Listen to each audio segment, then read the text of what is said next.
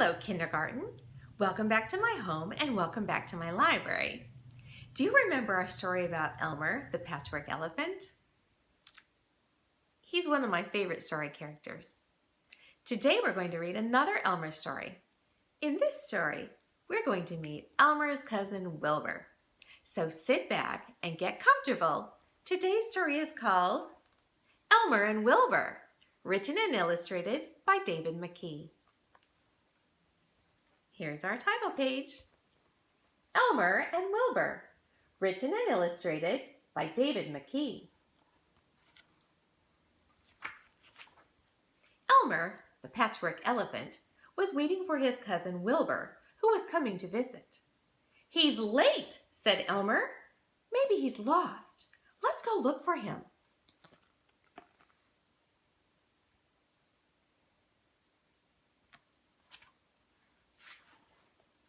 "What does Wilbur look like?" asked an elephant. "Wait and see," chuckled Elmer. "But be careful. Wilbur likes to play tricks, especially with his voice. He's a ventriloquist. He can make his voice sound as if it is coming from a different place than where he is, from anywhere." "This is fun," said an elephant as they started to search. "It's like hide and seek."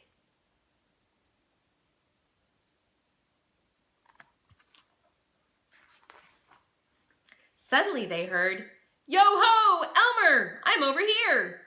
They rushed to see where the voice came from. "Looking for me?" asked a rather surprised tiger.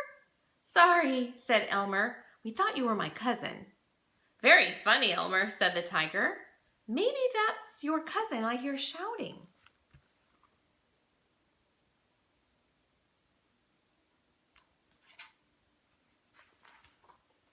"Help!" called the voice. "Help! I've fallen into the pond." He has! I see him," said an elephant. "Oh, silly," said Elmer. "That's your own reflection. Keep looking. He's near, but not where his voice is."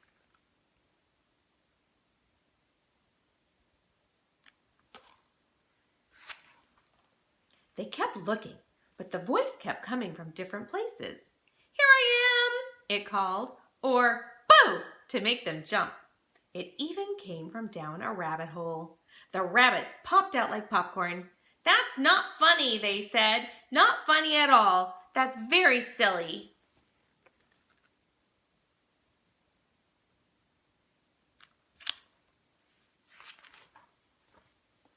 After a lot of searching, an elephant said, "We'll never find him, Elmer.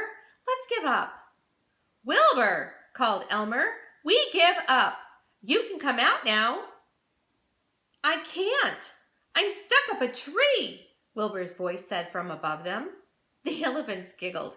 "He's very clever," said one.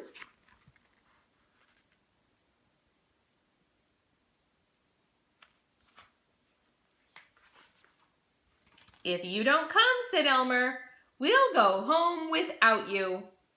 "I really am stuck up a tree," said Wilbur's voice. The elephants giggled again. "Elmer," said an elephant, "is Wilbur black and white?" "Yes. Why?" said Elmer. "I peeked," said the elephant. "He really is stuck up a tree."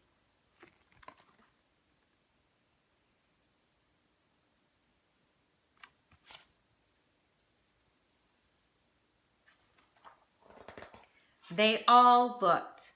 There was Wilbur up a tree. "Wilbur!" gasped Elmer. "How did you get up there?"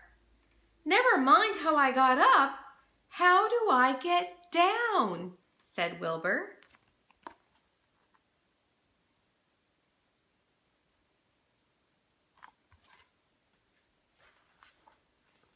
"I have no idea," said Elmer, "but we're hungry, so we're going to go home for supper. At least we know where you are now. Goodbye, Wilbur. See you tomorrow." With that, Elmer started to lead the other elephants away. "Oh, Elmer!" called Wilbur. "Don't leave me! I'm starving!"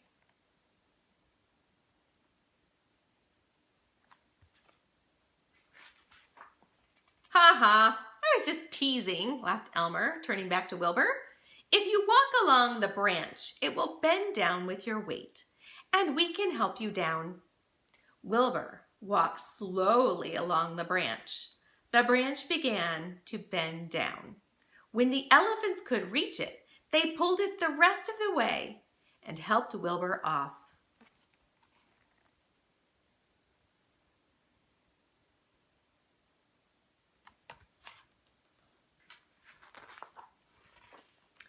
Thanks, said Wilbur. Now, where's that supper you were talking about? Then, laughing and joking together, they raced all the way home.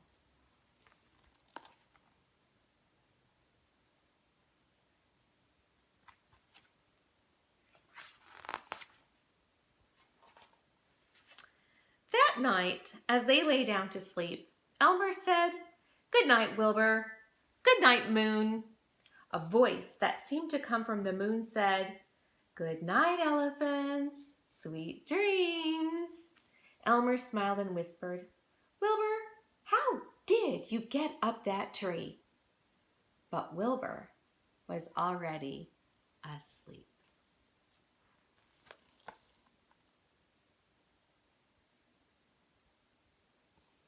The end. Kindergarten. I do not know how Wilbur got up that tree. Do you have any ideas? If you do, let me know, because I'm very curious to know how an elephant got up a tree. Until we read again, I wish you a wonderful rest of your day. Bye.